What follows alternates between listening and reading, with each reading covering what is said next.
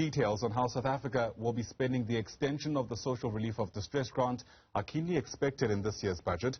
President Cyril Ramaphosa announced the extension of the R350 grant earlier this month during his State of the Nation address. It's now Finance Minister Enoch Godongwane's turn to give details on how this will be accommodated in the country's fiscal purse amid ongoing economic challenges. Our business reporter, Tumisang, Ndlovu, has more. One of the biggest debates with regards to the Social Relief Distress Grant remains South Africa's financial capability to fund the much-needed assistance. Civil society groups have argued that in an economy such as South Africa with high unemployment, continued inequality and poverty, a balance between political will and fiscal accommodation must be found. Advocacy manager at Black Sash, Huda Abrahams-Faker, agrees. Black Sash is at the forefront of the call for an introduction of permanent social assistance for the unemployed between 18 to 59 years, because that's the current glaring gap within the social assistance framework.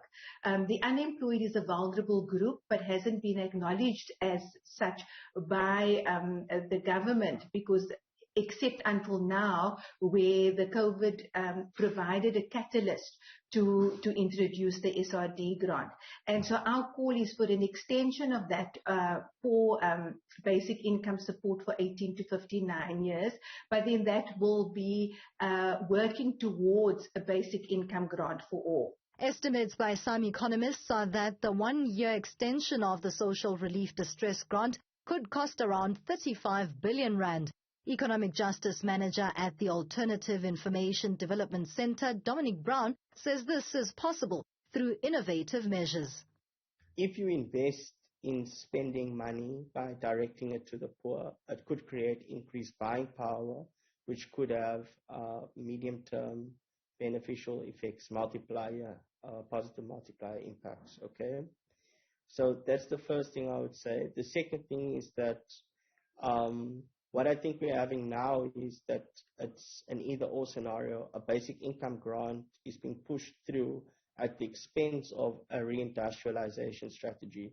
Mervyn Abrahams from the Pietermaritzburg Economic Justice and Dignity Group says the rising cost of living has the harshest impact on vulnerable members of the economy, and this should be top of mind in thinking of driving demand-led economic recovery.